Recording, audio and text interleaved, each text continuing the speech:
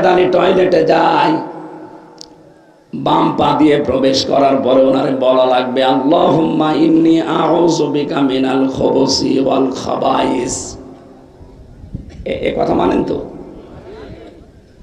5-7 minute বসে আছে টয়লেটে, চুপ করে থাকবে, ওখানে আর সুবহানাল্লাহ পড়া যাবে না। ওখান থেকে বের হওয়ার সময় ডান পা দিয়ে বলবে আল্লাহুম্মা গফরানাকা, আল্লাহুম্মা ইন্নী আউযু বিকা গফরানাকা, আলহামদুলিল্লাহিল্লাযী আযহাবা আন্নিল আযা ওয়া আফানি। এই যে 8-10 মিনিট কেটে গেল, এই সময়টা যদি উনি এই সিস্টেমে পালন করে, পুরাটা ইবাদত, পুরাটা। এই কথার সাথে একমত আছেন আপনারা? 8-10 মিনিট ওনার টয়লেটে, পুরাটা কি বলেন? বলেন। উনি যদি আধা ঘন্টা থাকে, আধা ঘন্টায় কি? 1 ঘন্টা থাকে, 1 ঘন্টায়। যেহেতু এই তরিকাটা রাসূলের, এজন্য আপনি আধা ঘন্টা, 10 মিনিট, 1 ঘন্টা পুরাটা ইবাদত বলছেন।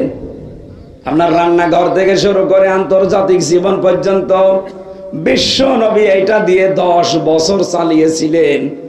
ওইটার কথা যখনই বলতে যায় তখন আপনার কাছে কেমন যেন খারাপ লাগে, রাজনীতি মনে হয়। এর 10 মিনিট যদি আপনার কাছে ইবাদত মনে হয়, তাহলে 10 বছর আপনার কাছে রাজনীতি মনে হচ্ছে। আপনার অন্তরের ভেতরে কোনো সমস্যা আছে। এক কথা বলছেন?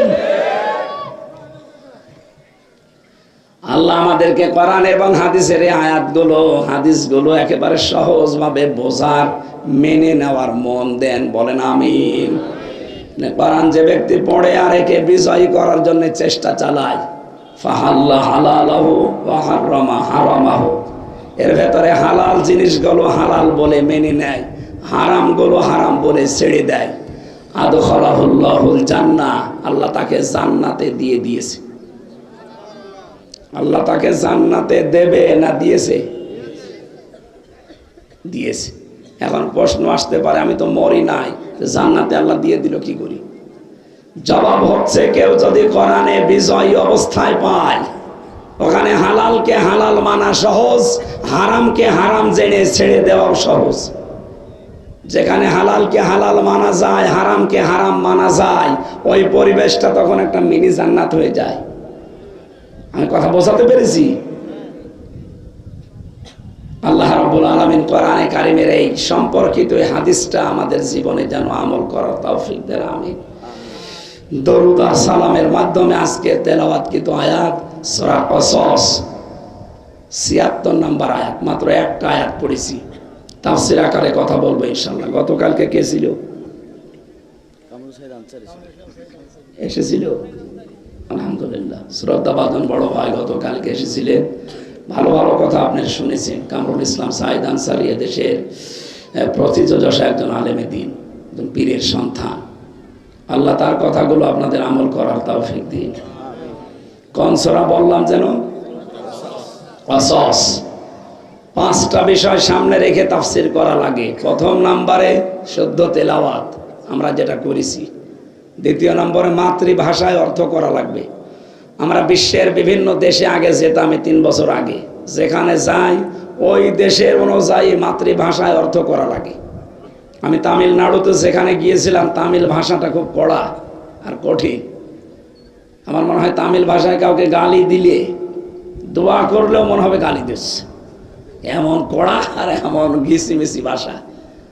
ওই দেশে আগে আরবিতে পড়ার পরে ওই দেশের যে ভাষা, ওই ভাষায় আগে মাতৃভাষা ওদের, ওইটা অনুযায়ী ওদেরকে অর্থ বলা লাগে। এরপরে দোভাষী যিনি আছে উনি তা আমারটা ট্রান্সলেশন করে দেয়। এবার বলছিলাম, আমরা যেহেতু বাংলা ভাষার মানুষ, আমরা বাংলা অর্থ মাতৃভাষা, আমাদের বাংলা আমরা করব ঠিক ওই কায়দায়। 3 নম্বরে ঐতিহাসিক প্রেক্ষাপট বলতে হবে। 4 নম্বরে আয়াতের বাস্তব যে ব্যাখ্যা আছে ওইটা আপনাকে কোরআন দিয়ে বলা লাগবে তাফসীর আকারে। 5 নম্বরে ওখান থেকে মূল শিক্ষা নিয়ে বাড়ি যাওয়া লাগবে। কয়টা? 5টা বিষয় শুনতে যতটুকু সময় লাগে, থাকবেন তো ইনশাআল্লাহ? শুদ্ধ তেলাওয়াত যেহেতু আমরা করেছি, প্রতিটি অক্ষরে অলরেডি আমাদের আমল নামায় আল্লাহ 10টা করে নেকি লিখেই দিয়েছেন। বলেন সুবহানাল্লাহ। আল্লাহ পাক বলেন ইন্না কারুনা কানা মিন কওমি মূসা ফাবাগা আলাইহিম, অবশ্যই কারণ ছিল মুসা আলাইহিস সালামের বংশের লোক, সে তাদের প্রতি অবাধ্যতা, সীমা লঙ্ঘন এগুলো করেছিল। ওয়াতাইনাহু মিনাল কুনুজ, আমি আল্লাহ তাকে এমন সম্পদের মালিক বানিয়েছিলাম, মা ইন্না মাফাতিহাহু লাতানু বিল উসবাতি উলিল কুওয়া, তাকে যে সম্পদের মালিক বানিয়েছি, একদল শক্তিশালী যুবক শুধু তার মালের চাবি বহন করার জন্য লাগতো। খুলনাবাসী চাবি বহন করতে যদি একদল শক্তিশালী মানুষ লাগে, চাবির চাইতে তালার ওজন বেশি না? তালা বহন করতে কত মানুষ লাগতো বলেন? তালা যদি এত মানুষ লাগবে, যে সম্পদ ছিল যে বাক্স বা সিন্ধুকের ভেতরে ব্যাংকে, এ ব্যাংক কত ছিল? আমাদের এই ছোট মাথায় ধরবে না। আল্লাহ পাকের জন্য জানিয়েছেন। কারণ কি আমি বলেছিলাম, এর সম্পদ পাওয়ার পর আনন্দে ফেটে পড়ো না, অহংকার করো না, মানুষকে মানুষ হিসাবে না মনে করে দামই দিতে চাও না, এ ব্যবহার করবা না।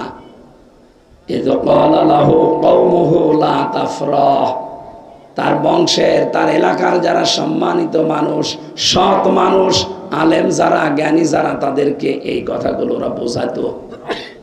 আলেমেরা ওই সম্পদশালী কারণকে এই কথাগুলো বুঝিয়েছে। সে সম্পদের মোহে পড়ে অহংকার করে মানুষকে মানুষ মনে করেন না, এটা বন্ধ করেন। ইন্নাল্লাহা লা ইউহিব্বুল ফারিহিন, অবশ্যই আল্লাহ বেশি আনন্দ করা মানুষকে ভালোবাসেন না। আয়াতের বাংলা অর্থ এটা ছিল। এখানে 3টা বিষয় আমরা পেলাম। কয়টা? আমার গলা নাই ভেঙে গেছে, আপনাদের তো গলা ভালো আছে, জবান খুলে বলেন তো কয়টা? পৃথিবীতে 3টা বিষয় যার কাছে থাকে সে এমনি এমনি গরম হয়।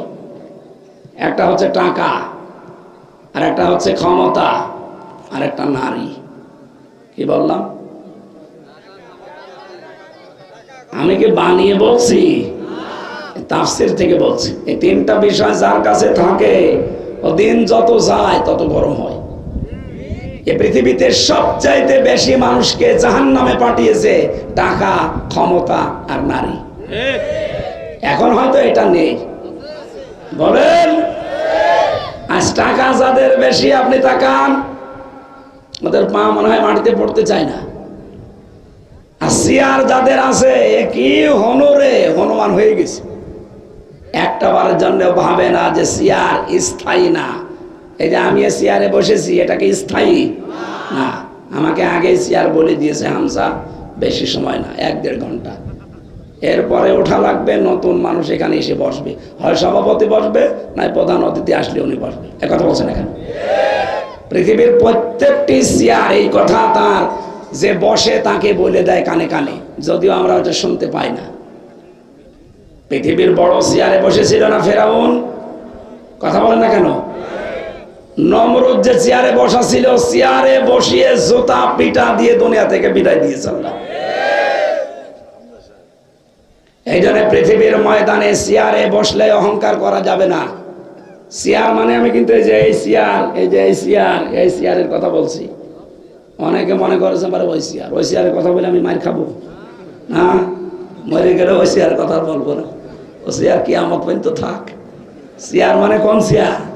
এটাই কালো চেয়ার, এখানে বসলেই তারে ওঠা লাগবে। এই জন্য চেয়ারের অহংকার আমাদের সাজে না। কথা বলেন না কেন? 3 নম্বরে নারী। 3 নম্বরে কি? আজ হাজারো মানুষ জাহান্নামে যাচ্ছে নারীর কারণে। এই জন্য আল্লাহ এই 3টা বিষয় একটা একটা করে এই সূরার ভেতরে খুব সুন্দরভাবে সাজিয়েছেন। 3 নম্বরে পেয়েছে কি? ঐতিহাসিক প্রেক্ষাপট, শানে নজুল। কোরআন শরীফের ভেতরে 88টা আয়াত দিয়ে এই সূরাটা আল্লাহ সাজিয়েছেন। এই সূরা একবারে মদিনা, মক্কার জহফা নামক জায়গায় একবারে আল্লাহ নাজিল করেন, যেদিন বিশ্ব নবী মক্কা থেকে মদিনায় হিজরত করে কাবা শরীফের বাইরে চলে গিয়েছিলেন। মুহাম্মদ রাসূলুল্লাহ দাওয়াতি কাজ শুরু করার পর তাকে যে জুলুম অত্যাচার নির্যাতন গুলো করা হয়েছিল আমরা বিভিন্ন সময় ওয়াজ মাহফিলে তাফসীর মাহফিলে শুনেছি। নবীজিকে 3 বছর পর্যন্ত শিয়াবে আবু তালিবের জেলখানায় আটক রাখা হয়েছিল। কথা বলেন না কেন?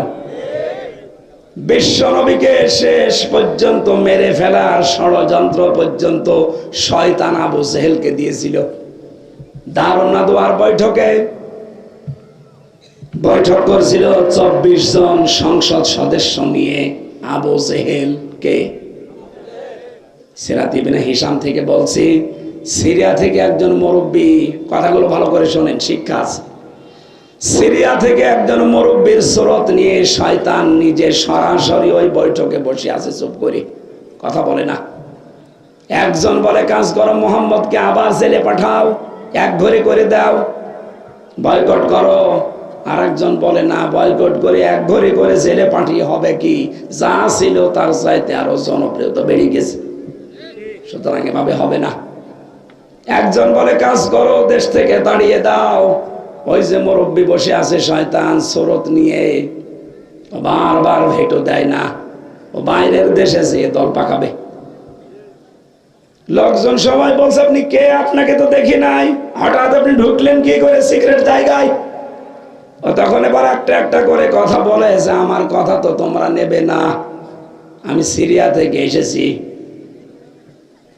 মুরব্বীর কথা তো তোমরা শুনবে না। যেই বলেছে মুরব্বীর কথা তো শুনবে না, সবাই তাকিয়েছে, কে গো বলেন, কি বলতে চান? এই শয়তান মুরব্বীর সুরত নিয়ে তখন আবু জেহেলকে এই পরামর্শ দিয়েছিল, এ প্যাস্টার এ চ্যাপ্টার সাফ করে দাও, মুহাম্মদকে মেরে ফেলো। সিরাত ইবনে হিশামের টিকায় লেখা আছে, বলবো টিকাটা, কথা শুনতেছে? 24 জন সংসদ সদস্য বসে আছে আবু জেহেলের, সব গুরুত্বপূর্ণ পদে বসা। এই মুরব্বী সিরিয়া থেকে সুরত ধরে শয়তান মুহাম্মদ রাসূলুল্লাহকে মেরে ফেলার জন্য সিদ্ধান্ত দিচ্ছে। আবু জেহেল সিদ্ধান্ত